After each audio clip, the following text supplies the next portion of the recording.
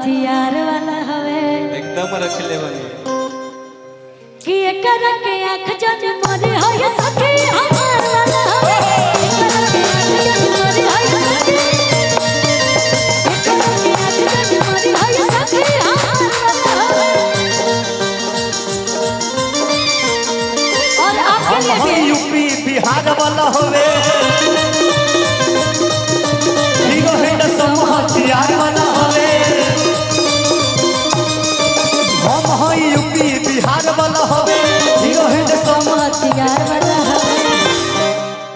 हम इनका खातिर कहब कि हम हई यूपी आ बिहार वाला हई आ सच कही सूट सलवार वाला हई साड़ी वाली है इनका पे शौक जन करे खुशी हमार वाला होई वो मैं जानती हूँ पहले से, इसलिए हम आप सबके बीच में नहीं आए। इन्हीं से पूछ लीजिए तू झूठे आला पेन सिकड़ी अमीरो लगला अभी ना चश्मा के हीरो लगला पेन सिकड़ी अमीरो लगला बिना चश्मा के हीरो लगला।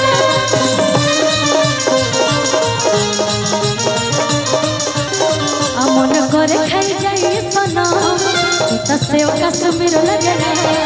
मन करे खाई जाई सना त सेव सुना सुना सुना ए हेमंत जी इधर आइए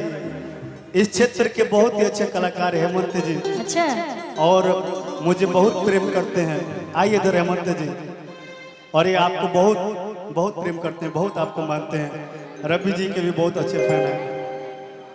आइए इधर आइए हेमंत थैंक जी यू हेमंत जी। इनके लिए बोलिए कि पेनी सिकड़ी अमीरो लगेला अभी न चश्मा के हीरो लगला मन करे खाई जाइए सना कि मन करे खाई जाइए हो मन अच्छा आ तू तो सेव कश्मीर लगला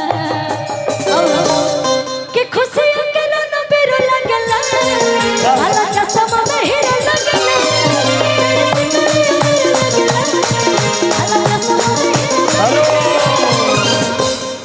लेकिन जानते हैं आज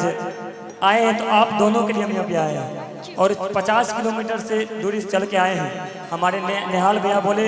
जब आपके क्षेत्र में हम कार्यक्रम करने के लिए आए हैं तो आप भी आइए हमसे मिलेंगे। हम इनसे पहली बार मिले थे खगड़िया अलौली में, शायद आप भी आए थे निहाल भैया भी आए थे मिले थे। तो आप लोग का आशीर्वाद प्यार है और मैं आप दोनों के लिए कहना चाहूँगा कि आपकी दोस्ती हमारी शुरू की ताज है जी, आपकी दोस्ती हमारी शुरू की ताज है और आप जैसे दोस्तों पे हमें नाज है। कल कुछ भी हो जाए इस जिंदगी में मगर कल कुछ भी हो जाए इस जिंदगी में मगर आपकी दोस्ती ऐसी ही रहेगी जैसी आज है। एक जोरदार ताली हो जाए। थैंक यू और देखिए निहाल भैया एक इनका गाना मैं एक फेवरेट गाना है हम बराबर सुनता हूँ। हाँ स्किल भैया हमारे कमलेश भैया